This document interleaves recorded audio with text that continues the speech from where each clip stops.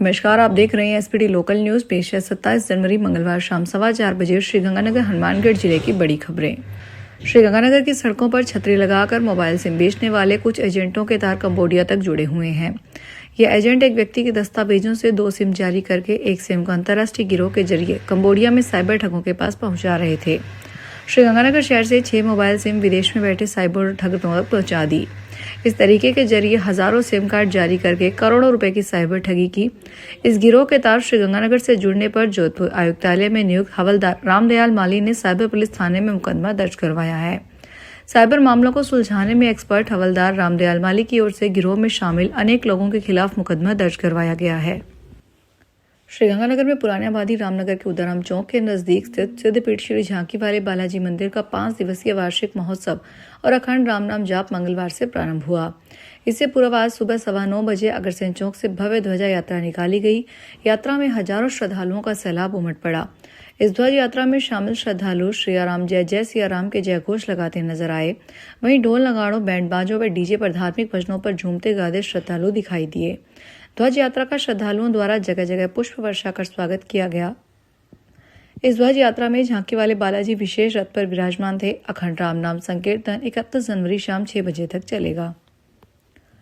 श्रीगंगानगर के जवाहरनगर थाना क्षेत्र में स्कूल से घर लौट रहे छात्रों पर रास्ता रोककर हमला करने का मामला सामने आया है। घटना में 15 वर्षीय छात्र अभी आहूजा गंभीर रूप से घायल हो गया, जिसे राजकीय चिकित्सालय श्रीगंगानगर में भर्ती करवाया गया है। पुलिस के अनुसार जवाहरनगर निवासी अभी आहूजा ने पर्चा बयान में बताया कि 24 जनवरी की सुबह वह अपने दोस्तों के साथ कार से स्कूल जा रहा था। इसी दौरान कार चालक शौर्य अरोड़ा द्वारा उसकी कार को आगे से रोककर गाली गलौज व धमकी दी गई। हनुमानगढ़ के टिब्बी थाना क्षेत्र में शराब व्यवसाय से जुड़े एक व्यक्ति को जेल से कॉल कर फिरौती मांगने और जान से मारने की धमकी देने का मामला सामने आया है। पुलिस ने पीड़ित की रिपोर्ट पर मामला दर्ज करके जांच शुरू कर दी है। पुलिस के अनुसार वार्ड नंबर 18 सालीवाला निवासी सोहनलाल पुत्र जयमल राम ने रिपोर्ट दर्ज करवाई कि मेरे नाम से आबकारी विभाग द्वारा गांव सालीवाला व खारा खेड़ा में शराब ठेके आवंटित हैं। 25 जनवरी की रात करीब 9 बजे मेरे मोबाइल पर कॉल आया। कॉल करने वाले ने खुद को हनुमानगढ़ जेल से बोलना बताया और शराब के कारोबार में होने वाले मुनाफे का 20% देने की मांग की। सोना चांदी के बाद अब आर्टिफिशियल ज्वेलरी भी महंगी की चपेट में आ गई है। कॉपर समेत अन्य धातुओं के रेट लगातार बढ़ने से आर्टिफिशियल ज्वेलरी के दामों में तेजी आई है। हालात यह हो गए हैं कि जो ज्वेलरी आम लोगों के लिए सस्ता और बेहतर विकल्प मानी जाती थी, वही अब जेब पर भारी पड़ने लगी है। श्रीगंगानगर में सनराइज क्रिएशन के कमललता जिंदल ने बताया कि आर्टिफिशियल ज्वेलरी पर रोडियम पॉलिश की जाती है, जिसमें कुछ मात्रा में सोने का उपयोग होता है। सोने के भाव बढ़ने से यह पॉलिश भी महंगी हो गई। वहीं इन गहनों के निर्माण में बड़ी मात्रा में कॉपर का इस्तेमाल होता है, जिसके भाव पिछले 2 महीनों में 1.5 गुना तक बढ़ चुके हैं।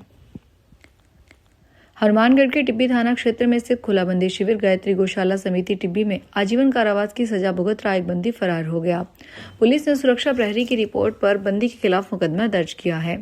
पुलिस के अनुसार प्रहरी सुनीता वर्मा ने रिपोर्ट दर्ज करवाई कि 31 वर्षीय मनाराम उर्फ मणिया पुत्र कालाराम गमेती भील निवासी खारावाटेराम थाना रोहिड़ा जिला सिरोही खुलाबंदी शिविर गायत्री गौशाला समिति टिब्बी में सजा भुगत रहा था। मनाराम की 70 प्रकरण संख्या 55/2020 में धारा 302 आईपीसी के तहत आजीवन कारावास और जुर्माने की सजा हुई थी। कीमतों में आए भारी उछाल के बीच एक बार फिर से चांदी की चर्चा तेज हो गई है। मंगलवार सुबह से चांदी ने एमसीएक्स पर अब तक के सभी रिकॉर्ड तोड़ दिए हैं। आज दोपहर 12 बजे चांदी ने 3,65,000 रुपए प्रति किलो पर पहुंचकर एक नया रिकॉर्ड बना लिया। सोमवार को चांदी का भाव 3,55,000 से 3,65,000 रुपए प्रति किलो के बीच रहा। चांदी व्यवसायियों का कहना है कि अगर ज्वेलरी की बात करें तो रेट बढ़ने से इसकी खरीदारी भी आधी रह गई है। जिस ग्राहक को बहुत ज्यादा जरूरत है वही खरीदारी कर रहे हैं, अन्यथा लोग भाव स्थिर होने के इंतजार में हैं। हनुमानगढ़ में एम्बुलेंस से मादक पदार्थों की तस्करी करने का मामला सामने आया है। जंक्शन पुलिस ने एम्बुलेंस से 20 किलो 800 ग्राम पोस्त बरामद करके 3 आरोपियों को गिरफ्तार किया। पुलिस ने सतीपुरा इलाके में नाकाबंदी कर टाउन की ओर से आ रही एम्बुलेंस को रुकवाया। इसमें 20 किलो पोस्त बरामद हुआ है। तलाशी के दौरान एम्बुलेंस की ड्राइवर सीट पर ड्राइवर के साथ एक युवक बैठा मिला। पीछे स्ट्रेचर पर एक अन्य युवक लेटा हुआ था। स्ट्रेचर के पास एक कट्टा रखा हुआ था। पुलिस को संदेह होने पर जब कट्टे की जांच की गई तो इसमें 20 किलो 800 ग्राम पोस्त बरामद हुई। शुरुआती पूछताछ में तीनों युवक मादक पदार्थों की तस्करी से जुड़े पाए गए। श्रीगंगानगर जिला मुख्यालय पर सरकारी बैंकों के अधिकारी कर्मचारी मंगलवार को 5 डे वर्क वीक लागू करने की मांग को United forum of bank unions के आह्वान पर देशव्यापी हड़ताल में शामिल रहे। Bank of India, PNB, bank of Baroda, Canara bank और इंडियन बैंक में बैंक कर्मी आज हड़ताल में शामिल हैं। बैंक कर्मी प्रत्येक शनिवार की छुट्टी के बदले रोजाना 40 मिनट अतिरिक्त काम करने को तैयार हैं। वे 2 साल पुराने समझौते को लागू करने और कर्मचारियों की कार्य परिस्थितियों में सुधार की मांग को लेकर आज बैंक कर्ती हड़ताल में शामिल रहे। इसका प्रभाव बैंक ग्राहकों और बैंकिंग सेवाओं पर पड़ा। United forum of bank unions में 5 डे वीक लागू करने की मांग को लेकर आज हड़ताल का आह्वान किया गया है। श्रीगंगानगर में RSRTC रिटायर्ड एम्प्लॉयज एसोसिएशन की ओर से मंगलवार को सेवानिवृत्त कर्मचारियों की समस्याओं और मांगों का समाधान नहीं होने के विरोध में सूरतगढ़ मार्ग स्थित राजस्थान राज्य पथ परिवहन निगम मुख्य प्रबंधक कार्यालय के समक्ष धरना लगाया गया। इस दौरान यूनियन अध्यक्ष अमरजीत सिंह, सचिव रामलाल बत्रा व कार्यकारी अध्यक्ष इकबाल सिंह ने मुख्य प्रबंधक को 5 सूत्री मांग पत्र सौंपकर उक्त मांगों का शीघ्र समाधान करने का आग्रह किया। श्रीगंगानगर जिला मुख्यालय पर सूरतगढ़ मार्ग स्थित प्राचीन बाबा रामदेव मंदिर में माघ सुदी 10वीं का मेला बुधवार को भरेगा। सुबह 5 बजे लोक देवता बाबा रामदेव की आरती के साथ मेला शुरू होगा। आज सुबह 7 बजे मंदिर के पुजारी ललित जोशी द्वारा माघ सुदी 9वीं की आरती और विधि विधान से पूजा अर्चना की गई।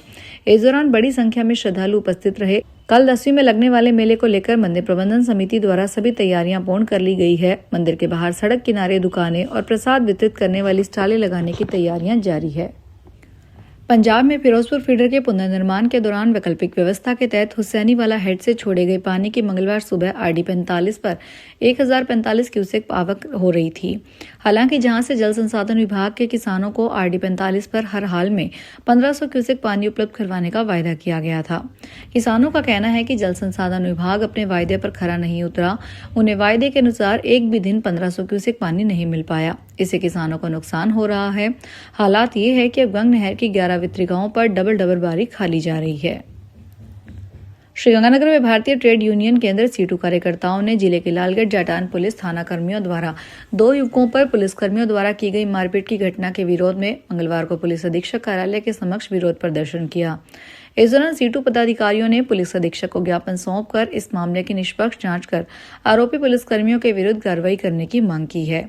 इस मौके पर बड़ी संख्या में C2 कार्यकर्ता मौजूद रहे। कार्यकर्ताओं ने पुलिस के खिलाफ नारेबाजी करते हुए पुलिस अधीक्षक से इस मामले की जांच कर आरोपी पुलिसकर्मियों को बर्खास्त करने की मांग की। श्री विजयनगर थाना क्षेत्र में पिकअप वाहन की टक्कर से बाइक सवार युवक गंभीर रूप से घायल होकर कोमा में चला गया। घायल युवक की हालत नाजुक बनी हुई है और उसका उपचार जारी है। पुलिस के अनुसार 20 SST B निवासी सुरेंद्र सिंह राजपूत ने रिपोर्ट दर्ज करवाई कि उनके भाई का पुत्र अभिमन्यु पुत्र रघुवीर सिंह 25 जनवरी की शाम को मोटरसाइकिल से 13 GB से कल्याण कोट की ओर जा रहा था। इसी दौरान सामने से आ रही एक पिकअप गाड़ी ने ट्रैक्टर को ओवरटेक करते हुए अभिमन्यु की मोटरसाइकिल को टक्कर मार दी। टक्कर इतनी जबरदस्त थी कि अभिमन्यु के सर में गंभीर चोट आई और वह कोमा में चला गया।